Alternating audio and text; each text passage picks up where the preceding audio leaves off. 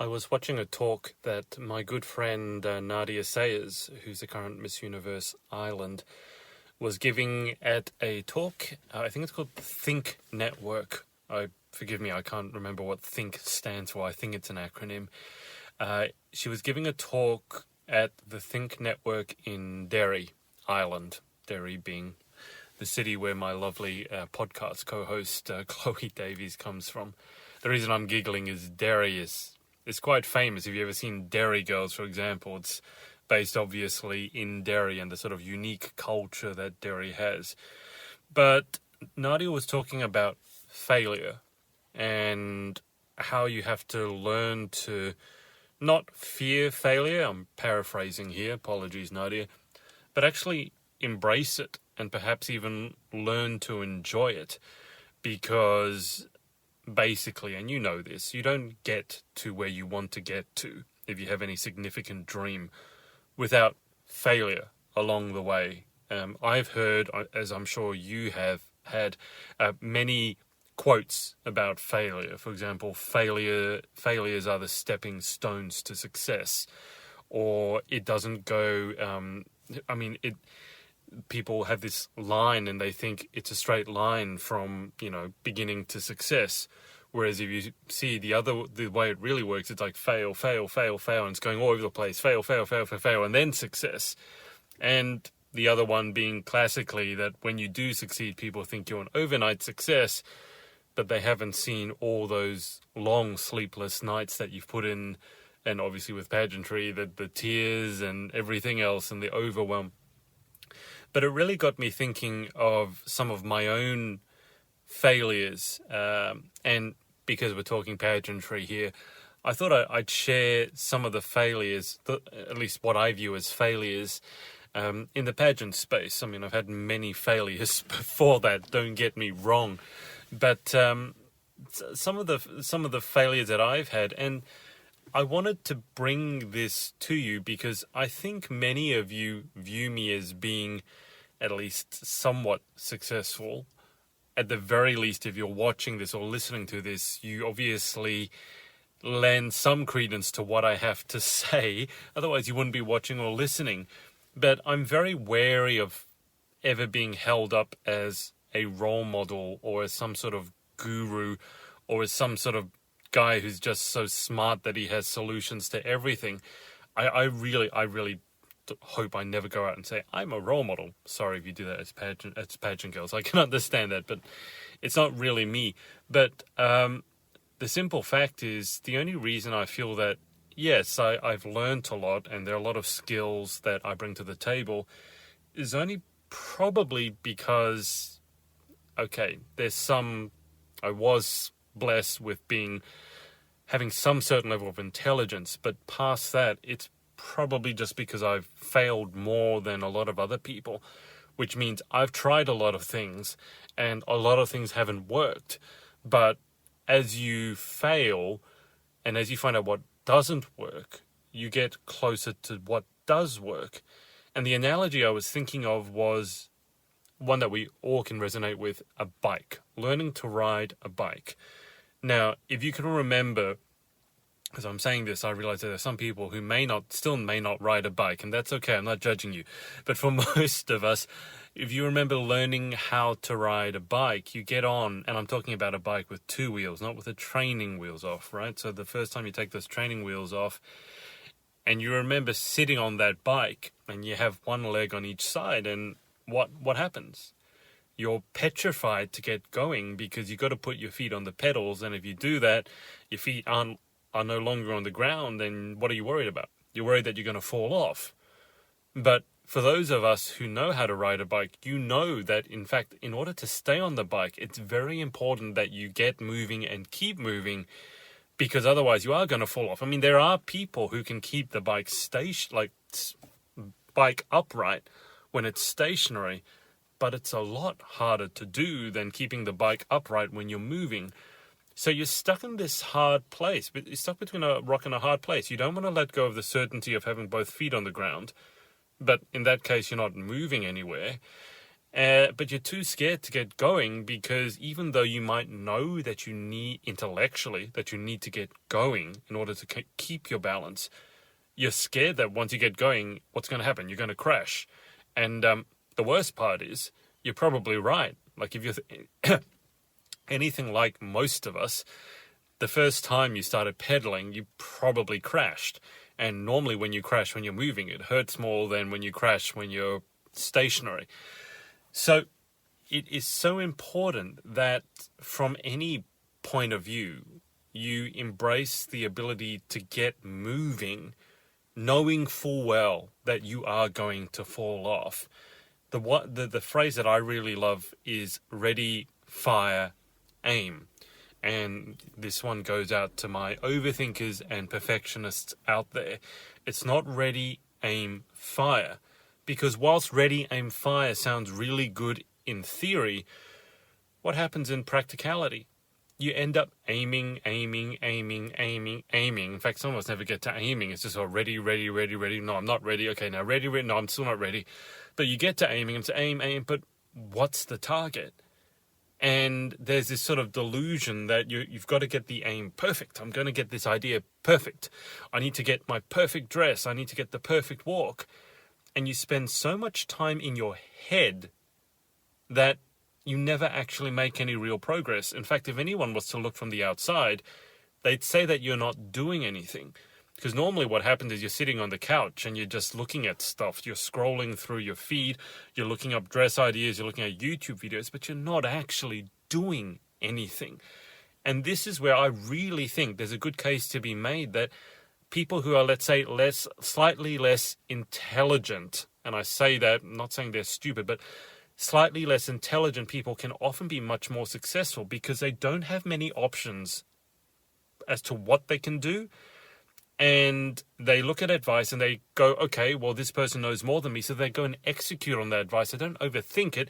And they just do it until they get to success. So they're able to put in the repetitions of action, which is what you need in order to actually be able to then adjust and make progress. So in terms of my own personal example with pageantry, and as always, as soon as I start filming, there's people everywhere that I've never seen before. But whatever. In terms of some of the failures that I've had in pageantry, there are some very minor ones. For example, we did broadcast our PPJ podcast for a little while to Clubhouse, and then we stopped after 2 or 3 episodes because it was just too difficult. It was too finicky. No one was really interacting there. So, I said that we were going to go to Clubhouse, and now we're not.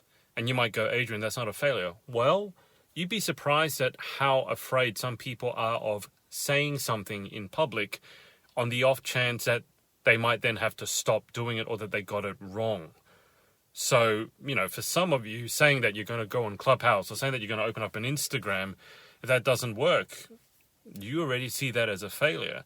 There have been other ones, for example, even with the Pageant Boss, and I started doing the Pageant Boss podcast and started doing, I opened up a private Facebook group, and, I don't think I've posted in that private Facebook group for about 3 or 4 months. And the idea behind the Pageant Boss podcast was not actually to do pageant coaching. The idea, if you were following me back then, was to actually get into entrepreneurship and to encourage pageant girls to get into entrepreneurship, because I had the belief that a lot of pageant girls were highly entrepreneurial. The mistake there was that a lot of people who are entrepreneurial, a lot of people I thought were entrepreneurial, all they really wanted to do was open up an Instagram. But there's a lot more to business than opening up an Instagram account. So, I said, I'm starting the Pageant Boss podcast. I started the podcast, opened up the Facebook group, got a whole bunch of people involved, like high-level people as well. You're talking about universe and world title holders. But it never really went anywhere. And that Facebook group, to be honest, that's kind of bugging me. Like, what should I do with it? Because we're launching the Pageant Sorority, and I don't want to have multiple groups and people go, which one do I join? But the fact is, I started with that. Much like I was saying with the bike analogy, I got started. And then as I got started, I realized more what people wanted, which was more the coaching side of it and the mindset pageant coaching side. and I kind of adjusted on the fly. But the only reason that I knew that I had to adjust, the only reason I got the feedback, and here's a key for you, was because I was moving, right? I was on the bike, I was moving, I was pedaling, and I realized it wasn't really working, so I had to adjust my course. My point for you is that if I'd just been obsessing in my head, trying to get the perfect product, trying to say the perfect thing in my Instagram captions, I never would have tried, failed, and then realized, okay, this is not really going to work. And look, I completely understand that it might be my failing as well. Maybe there is room for an entrepreneurship-centered pageantry sort of group, and I might even go and revisit it someday. But my point to you is that I tried it. In many ways, it was a failure, but that failure led to something else, which was pageant coaching, something that I never thought I'd be doing because I know nothing about pageant walk or pageant wardrobe, obviously. And I didn't really think mindset was going to be that big a deal in pageantry. And frankly, I thought there would be other people who could do it really, really well, because there are really good walk coaches, there are really good stylists. But what I found was there was actually quite a big niche for mindset coaching, people who specialize in mindset in pageantry. And that was where I got my coaching qualification. For those of you who know Tony Robbins, I certified under his coaching school. And that has been my obsession for the longest time, is mindset and how to get people to follow through when sometimes they don't want to follow through, or sometimes they do want to follow through and they just end up sabotaging themselves and they don't even know why. People who have phobias, stage fright, people who self-sabotage, all that sort of stuff. But my point is, I started aiming at the entrepreneurial side, and Pageant Boss ended up going somewhere different. And to cut a long story short, I'm now I'm very grateful about this, but with Universe Internationals happening in December, in less than 2 months, I have 3 people competing there that I've coached. And I know a 4th because I've interviewed her, our Australian queen. And so it's just taken this very odd turn where I've failed my way, in inverted commas, to having 3 clients of mine competing on the biggest stage in pageantry. So the point that Nadia made about you got to learn to love success, and the point I made about ready, fire, aim versus ready, aim, fire, and the point I made about you got to get moving on the bike, even though you're afraid of falling off, and guess what? You are going to fall off, so that fear is justified. But you need to do that in order to get to your eventual destination. That point, it's certainly been very, very true to my life. And I'm just talking about the pageantry space, right? I mean, there have been other things that I've done and I'm no longer doing, and you could see that as a failure. In fact, many times, those of you who are looking at your resume and you've tried a lot of different things, sometimes you're told that, because you tried so many different things, your resume looks like you're indecisive. And I can see a side of an element of truth to that, especially in the 9-to-5 corporate world. But you got to realize that the direction the world is moving, I forget what the exact statistics are, but I think it's somewhere in the realm of people are going to have 3 to 7 full-time careers in their working life. Not jobs, not different employers, but 3 to 7 different careers. And that, I think I heard that statistic probably first time 5 or 10 years ago. So, and I'll bet you that's only gone up. So you might have tried being a DJ, and then you tried being a tennis coach, and then you tried studying and becoming a teacher, and then. And it's so important when you look at whatever's happened, the meaning that you make up. And let me finish on this. So when you've tried a lot of different things, and you look at them as quote unquote failures, and you might look at all your failures and go, well, I'm just, I've wasted my life. I'm not going to end up anywhere great. I might as well just give up and do this job that I hate, or settle for this relationship, or I'm always going to be single. And it's easy to think like that, especially with COVID and things like that, and maybe our mental and physical health hasn't really been where it normally would be, it's very easy to make up those negative meanings, those disempowering meanings. But you can look at the same events, you can look at the same quote-unquote failures and go, you know what? At least I tried. At least I got on the bike, and at least I started pedaling, and yes, I fell off. But I'm going to keep the faith that this is going to lead somewhere great. And you eventually learn the skill of managing to stay on the bike. And then you get to go faster than someone who's walking. I'm using a metaphor here in case it wasn't very clear. But you know what's going to happen even when you learn to master the bike? Yeah, eventually you will hit a rock or a pothole and you'll come off. And because you're coming off at greater speed than someone who's just learning how to pedal, it's still going to hurt. In fact, it's going to hurt more. So you never get past failure in totality. It's never game over, I'm never going to fail again. So as you get better at this, what happens is the things that would have bothered you in the past, they don't bother you anymore. And God or the universal life, whatever you believe, doesn't really like that. So then you get bigger failures, and which you do get bothered by, and you go, oh my God, life's so unfair. I thought I was over this, and I'm still failing. I'm still having these problems. I'm still having these issues. Don't look at whether you have problems or not, because you are always going to have problems. The achievers call them challenges. Instead, I think what might be useful for you to look at is, are the problems that I have now better quality problems than the ones I had a year ago, 5 years ago, 10 years ago? So now maybe your problem is, oh, I only came top 5 in Miss Universe. Whereas before your problem was, I can't walk on stage without falling over. Yes, they're both problems or challenges, but one is a much better quality problem than the other. So as long as your problems, stop trying to outrun your problems, stop trying to aim for a life where you have no problems.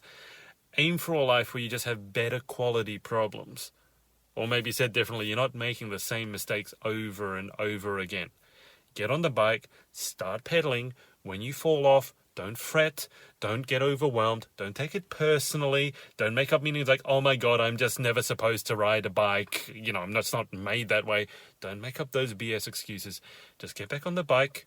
You might need to take some time to dust yourself off, get back on the bike, try again, and eventually you'll get it. Okay?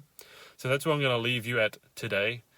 It's a lovely sunset, summer, getting towards some summer here in Australia. And if you happen to be watching this soon, if I release this on time, I'm about to jump on as a judge for Miss Earth. Again, this is something I never would have imagined. I couldn't have planned being a judge at one of the biggest pageants in the world on the international stage. I'm not a pageant girl. I don't know how to walk. I don't know how to dress. And yet somehow I failed, in inverted commas, failed my way to being a Grand Slam pageant judge. So, life works in mysterious ways, as long as you're willing to keep moving forwards and failing forwards. I'll speak to you tomorrow.